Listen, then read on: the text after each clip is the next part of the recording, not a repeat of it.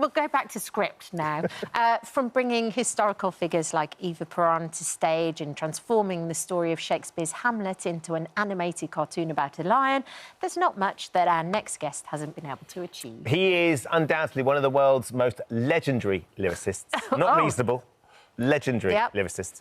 And one of the few who has achieved the acclaimed EGOT status by winning an Emmy, a Grammy, an Oscar and a Tony. Not to mention a knighthood and a star on the Hollywood Walk of Fame. No biggie. And now Sir Tim Rice is stepping out from behind the curtain and onto the stage to share some of his stories from an incredible career. Tim, it's lovely to have you here. Lovely to be here. We've been gassing backstage, we've been talking here. There's so much to talk about. I'm always fascinated by this because as someone who has helped create the lyrics and the music that then you watch other performers go and do, have you always harboured that sort of itch that you want to scratch, which is you'd quite like to get out there and do a little bit of performing yourself? Yes, a bit. I'm not good enough, but I had a pop group at school. Did you? Which I enjoyed enormously. Did you have a name?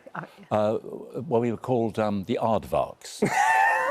Well, it was alphabetically on any bill. If there was an alphabetical bill, they were first. We'd be even ahead of ABBA. The Beatles would be behind. Yeah, not that ABBA or the Beatles were around at the time.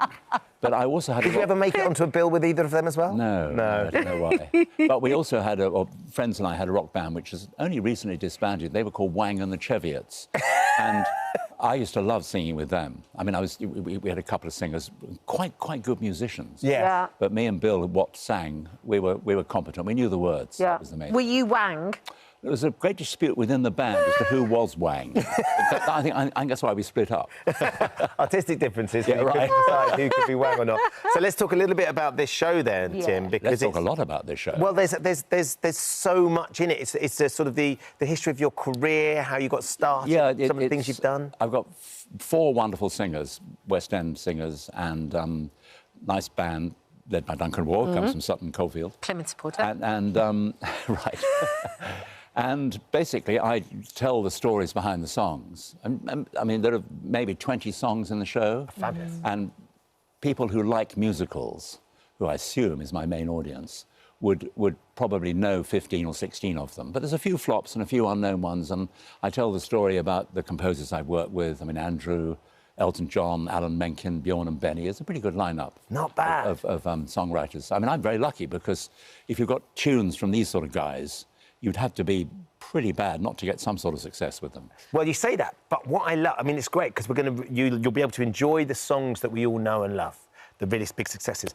I'm fascinated by the flops, though, Tim, the ones that didn't make it. Can you give us a little insight to some of the ideas that came around? Well, there was an early version of the song that became I Don't Know How to Love Him, which was a very successful song in Jesus Christ Superstar, and that was originally written as a pop song.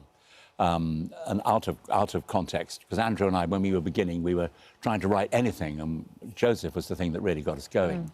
But we wrote 1 or 2 pop songs which were pretty bad, and they were particularly bad in the words division. But some of the tunes, when it came to writing Superstar, which was a great idea, and it was going well, and we lacked a big ballad for Mary Magdalene. And Andrew had this wonderful tune. He said, well, what about this, song, Oh, Kansas Morning? And I said, well, I don't think Jesus was ever in Kansas. No, change the lyrics.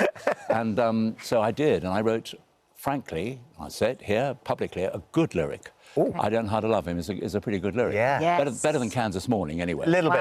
But the punters who come to the show will hear Kansas Morning. Oh, they'll get a sense of what it would have been. And I Don't Know How to Love Him, so it's not all bad. For me, when we were reading all about you and what you've done, one of the most interesting stories was Joseph. The fact that Joseph was kind of almost an accident. It was never supposed to be this huge West End hit with How did it start off? Well, we'd written a musical, Andrew and I, a rather conventional musical, which wasn't bad. The tunes were actually better than the lyrics, I think. We'd only just met. And the musical had a demo. We made a demo tape of it in those far-off days. And it was played to lots of people, and we didn't really get anywhere with it, quite rightly. But a schoolmaster, a friend of Andrew's, heard it and said, while you two are waiting for your obvious success with this show, why don't you write something for my kids? And that was a bit of a come-down, because we had these dreams of the West End, and we were writing for 1 concert for 7-year-old and 8-year-old boys. But so we wrote Joseph very quickly, and we wanted it to be fun, and we didn't have to obey any theatrical rules. And we were, by mistake, creating a sort of slightly new style.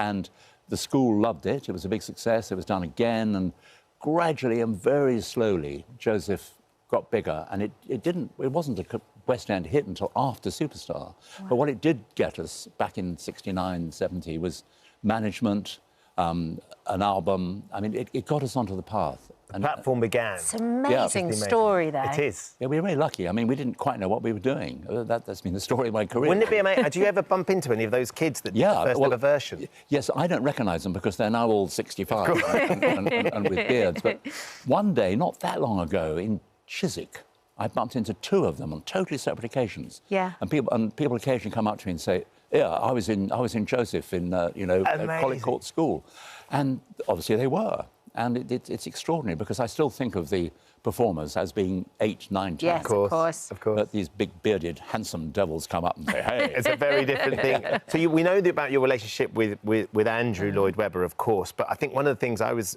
gripped by was the relationship and how you work with different songwriters. So whether they want the words first or the music come first. And when you're working with Sir Elton, which you did on The Lion King, that was a very different sort of working relationship for you. Yes. The key for any writing team doing musicals is to get the story right. You've got to know what the story is. And you can't just say, here are 8 great songs, or even 8 reasonable songs. You've got to have a story. And therefore, that's got to come first. And I think every musical has 3 main elements in the writing. I mean, obviously, directing and dancing and all that comes later. And you've got to have a story, and you've got to have words, and you've got to have music. Yes. And the story must come first, and then it doesn't really matter which comes second. But at each stage, obviously, everybody has to approve or be happy with what's being done. The interesting thing about writing with Elton, it was the first time I'd done it, writing words first, was that it was quite dangerous for me not to get too long-winded, not to ramble as I am now, frankly. I mean, because if you have a great tune, like the tune of I Don't Know How to Love Him, you've got to be concise. You've got to say something in 9 syllables. Yeah, you have to work within the parameter. Right, exactly. But if you're writing just random words, there's a great danger. You might go on and on and on. Right. And on the whole, being concise is better than being long-winded. I'll shut up now. You are working again with Andrew now. Yeah. What's that like? Well, it's great. I mean, I've always been in touch with Andrew over the years, and we did do 1 or 2 songs after the last big show we did together was Evita. But we've done the odd thing, like we did a new song for Madonna in the film of Evita, and we've done the odd song. We did a song for a wonderful singer called Shona Daly, who's actually on the tour. So we've always written something. Did you have a falling out at some point, Tim? Was this overblown? A few arguments, you know, sort of bit of handbags at dawn. You know, was it about who's Wang and who's not? Was that what it was? Andrew was never Wang. Andrew was not in Wang and the Kevins.